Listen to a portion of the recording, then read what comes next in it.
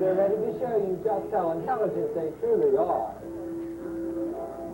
Now, ladies and gentlemen, these birds really respond to positive reinforcement, and they just love applause. Sometimes the more applause they get, the harder they work. So if you see something you enjoy, be sure and let them know about it. Now, since this is the old country, and we do have some of the atmosphere of England, France, and Germany, we thought it appropriate to take you on a world tour of Europe and America in much the same manner that Phileas Fogg did and around the world in 80 days. Now, we will have to condense that journey down to about 20 minutes, but you'll still get the basic adventure of the original story. Now, as you may remember, Phileas Fogg was a respected member of an English gentleman's club, noted for his exceptional punctuality. Now, he made a wager with the other members of the club that he could go around the world in 80 days or less. Now, before the other members would accept that wager, Phileas had to show them his intended travel route. And here's our own Phileas Fogg to do that very thing. Phileas is able to route his course by means of his excellent color perception. These birds have eyes similar to, though sharper than those of humans, and they can distinguish between colors and shapes very easily. Very nicely done, Phileas.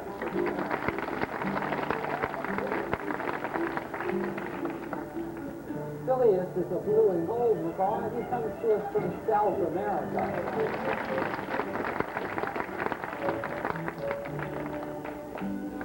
It's not unusual for this type of bird to live to be 100 years or more.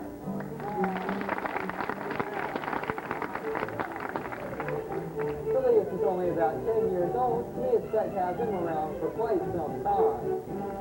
Now put in England, Phileas, and you'll be through. Thank you.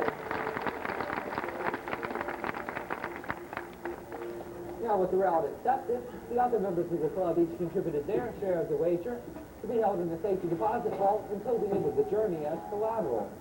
Now, the club's treasurer was selected, and here he is now to deposit those final few pounds. Now, this is Benson, and Benson is the most reliable member of the club.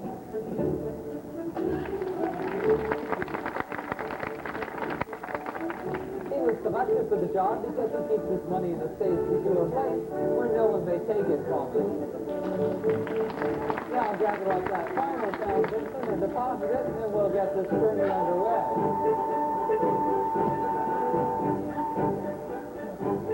Thank you. With the wager secure, the journey around the world now begins. With Phileas' faithful butler, Passepartout, as we start the first part of our journey in a balloon.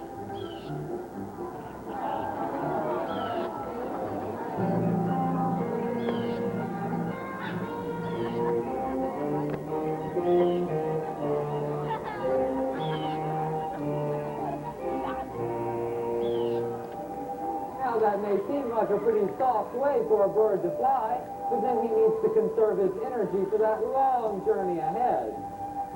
Ladies and gentlemen, Passepartout. Now, with our friends safely landed in France, they decided it was time for a bit of entertainment. So they headed straight to the famous Folies Bergère, where they heard the can-can dancers were so beautiful. And so they are. Just look at Fifi. Now up on your stage, Fifi, and let's kick those heels up. Now let's have a cute distance.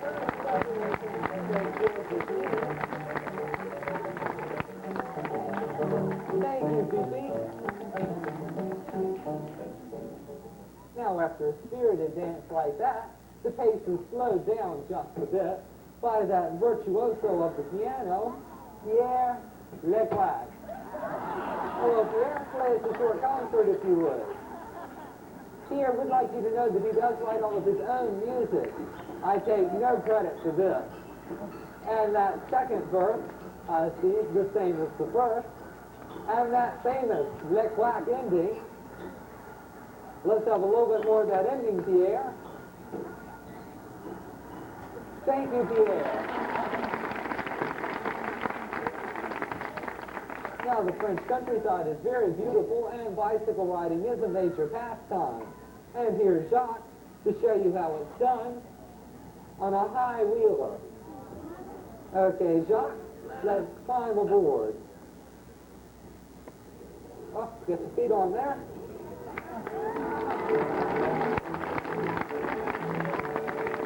Now, Jacques, it is getting rather late, and you do have that date with cute little Claudette tonight, so I'm going to turn your bicycle around and let you return to the Eiffel Tower.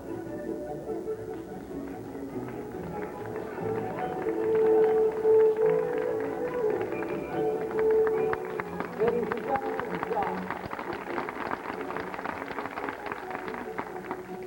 Now, another means of transportation, although a bit more tiring, is riding the scooter. And my friend Claudette is quite good at that. Let's get your scooter out, Claudette. Hop down, and off we go. Come aboard, Claudette.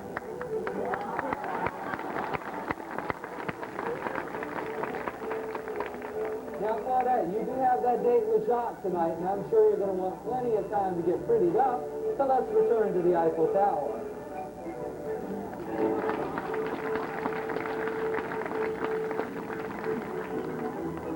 And that's Claudette. And the next stop on our journey around the world was Germany. And we find our fine feathered friends right in the middle of the Oktoberfest. Now, the color and excitement was just too much to resist. The Phileas and Passepartout headed straight to the festival, where a ring race was getting underway. Now, each of our two contestants has 4 rings, and they race to see which one can stack all 4 of their rings on the stakes first. Now, since no good contest is very exciting without a cheering section, I'd like to divide everyone up, so that each of our 2 contestants may have a rooting section behind them. Let's have all the men and boys cheer for Hansel, and all the girls and ladies cheer for Gretel. Now let's practice that one time, okay? And then let's hear it for Hansel. Well, that was pretty good, but let's see what the ladies can do. Let's hear it for Gretel. Well, there's no doubt about who won that one. The men did. So let's get these contestants on their marks and start the race. Now cheer them on, let them know who you're rooting for.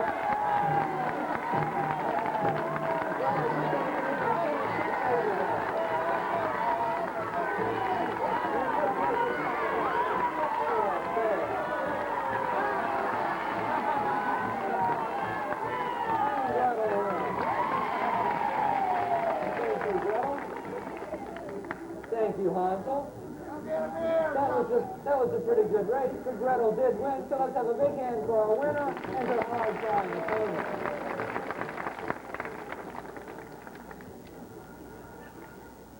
Now, the Oktoberfest is noted for many things, and one of the most colorful is the Beermeister's Parade. Now, we just happen to have our own version of that famous Anheuser-Busch wagon. Now, we're going to need a driver for our wagon, and here he is now. Come on down, driver. Now, tell me something, driver. You think you're going to need a team to pull this wagon? You have a seat right there, and I'll go get them. We just happen to have a pair of those world-famous, most beautiful Anheuser-Busch Clydesburgs. Okay, Clydesburg, let's pick up your wagon. Pick it up and bring it all the way down.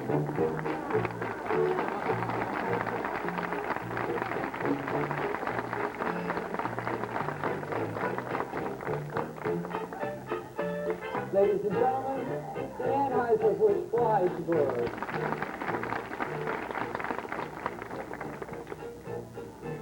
And we mustn't neglect our beautiful and talented driver. Thank you, driver.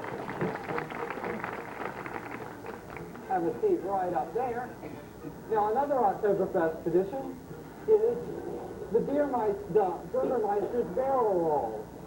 And here's Fritz, our very own Burgermeister, sorry about that, to roll out the barrel. Okay, Fritz, let's roll it out. In the bar, Fritz.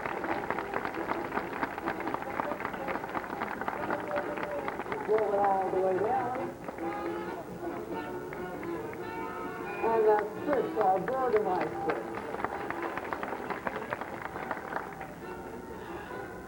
Well, our friends leave Germany regretfully so and head out across the ocean for the United States of America. Now, Phileas and Passepartout had a couple of close calls with buffalo herds as they traveled cross-country on an old railroad pump car.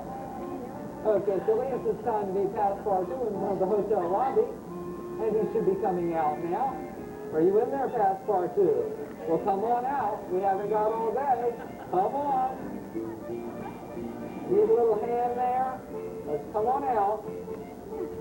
Passepartout. Come on out. Thank you. Now you gentlemen climb aboard, and let's go see the countryside. And now here's some victuals for that long journey back. You best scoop them up quickly. I hear there's engines afoot, and they just love those red and blue tail feathers. Red tail feathers, Passepartout. Let's get moving. Phileas is ready. Yes, I know, you're tired, but we have to make it back before nightfall. Passepartout. You're not going to make Phileas do all the work, are you? Thank you.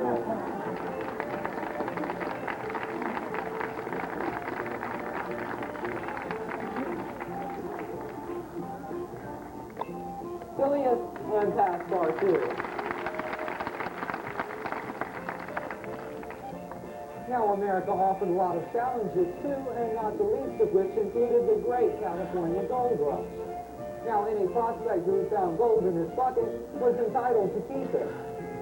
Our two prospectors don't have much use for gold, but they sure do enjoy mining for peanut nuggets. Now, there's a peanut nugget in the bottom of each one of these two ore buckets, and we're going to race to see which bird can pull his bucket up first and stake his claim. Okay, Clyde. And Josh. You got a bit of a head start there, didn't you, Clyde? Josh! Now that's cheating. Poaching these parts don't cotton lets the cheap horse being dark hard charge. You best get your tail feathers back up their end in a hurry. That wasn't very nice at all. Clyde didn't have to cheat. You should be ashamed of yourself. Well, maybe I was just a bit too rough on you. I'll tell you what. You give me a sign to show that you're sorry, and I'll forget about that stunt you just pulled. Wow, thank you very much. What was that? Did I hear you say something? You say you want to watch a poker game. Well, I think that can be arranged, but first we'll have to rustle us up a willing volunteer from the audience. So what we had in mind was one of you mom or dads with lots of poker experience. How about it? Will one of you all like to come down and play showdown with one of these guys? Well, I'm afraid we're going to need somebody just a bit older. How about one of you mom or dad? Okay, sir. Step right through this gate on my right and stand around in front of the blue banner while I go set up our game.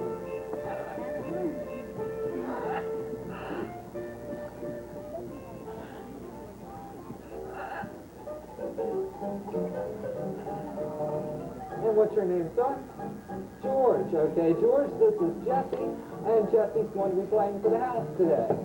Now what I'm going to do is shuffle out 3 cards at a time. The house will draw first, you draw second, and then we'll see who comes up with the winning poker hand. Now to make the game just a bit more interesting, these are wild.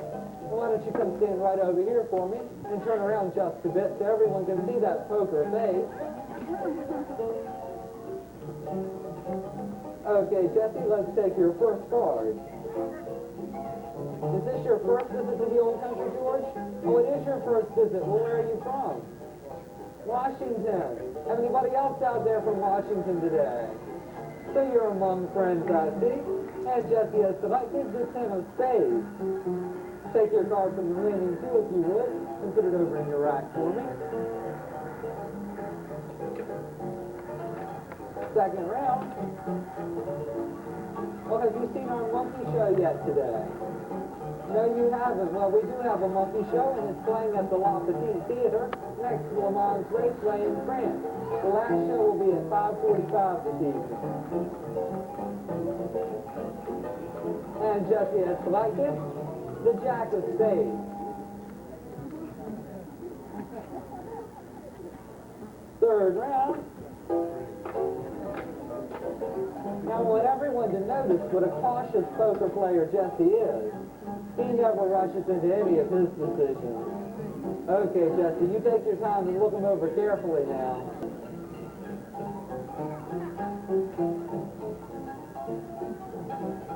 And Jesse's third card is the Queen of Spades.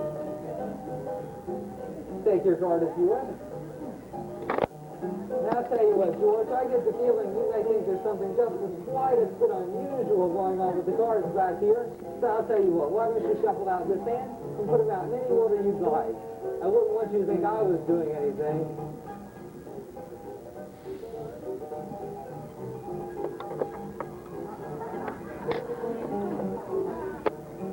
Okay, Jesse, did you watch that carefully now?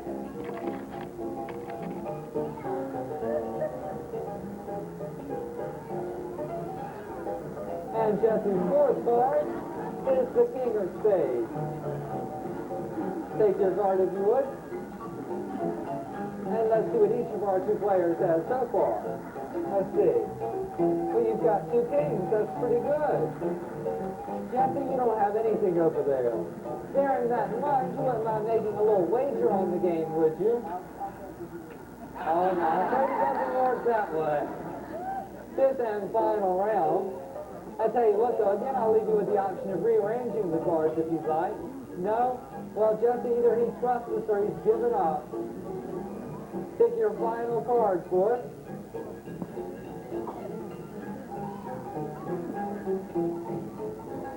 And Jesse's final card, why, it's the Ace of Spades. Boy, am I surprised. Take your final card, please. And let's see what each of our two players ended up with. Let's see. You got a pair of kings. That's pretty good. But Jesse here does have a royal flush, and a royal flush beats a pair any day of the week. Personally, George, I do think the cards were marked, but then Jesse here doesn't play with a full deck anyway, if you know what I mean. And just for being such a good sport, here's a full deck of unmarked cards for you. Let's have a big hand for George and Jesse.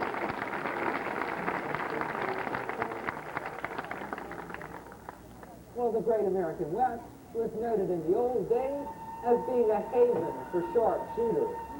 And one of the toughest and meanest was Wild Bird Cody. And here's Wild Bird now to give us a demonstration of his sharp shooting skills. Now to make this just a bit more interesting, Wild Bird's going to try and shoot the 10 feathers along off the head of this brave volunteer. Now be brave, volunteer, as he sits high atop the No-Tell Hotel ledge. And you sit perfectly still up there. And remember, Wild Bird, you promised me just the 10 feathers. Wild Bird will check out all the angles, approach his gun, and fire. But you get me any 10 feathers, Wild Bird? Wild Bird, you shot our brave volunteer. You said you were supposed to be such a good shot. You promised me just the 10 feathers. Wait a minute. I believe I see some movement going on up there. I thought so. He wasn't shot after all. He'd only fainted. Let's have a big hand for a chicken-hearted, big-mountain, tall-hearted volunteer. Well, Phileas and Passepartout make it back to London, and just in time, too, for the clockkeeper who winds Big Ben was just about to chime out the hour. Can someone tell me what hour we're approaching? And I'll have the good clockkeeper chime it out for you. What hour are we approaching? 6 o'clock? Oh, okay, clockkeeper, ring around to the 6 if you would.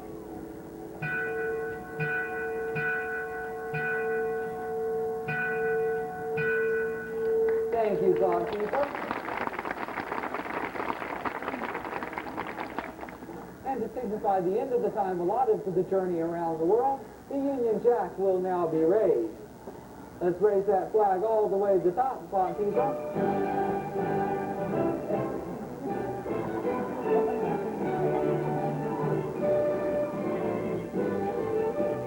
One more. Thank you. Hang it up a bit there, aren't you? There you go. Well, our friends made their way home safely, won their bet, and had a jolly good adventure along the way. We'd like to close our show with a curtain call by our brave volunteer, who does an excellent impression of his favorite famous bird. Ladies and gentlemen, the Anheuser-Busch A and Eagle.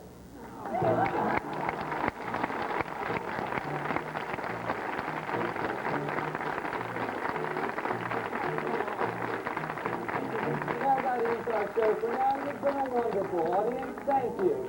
And I hope you've had a great day at the Old Country Busch Gardens Williamsburg.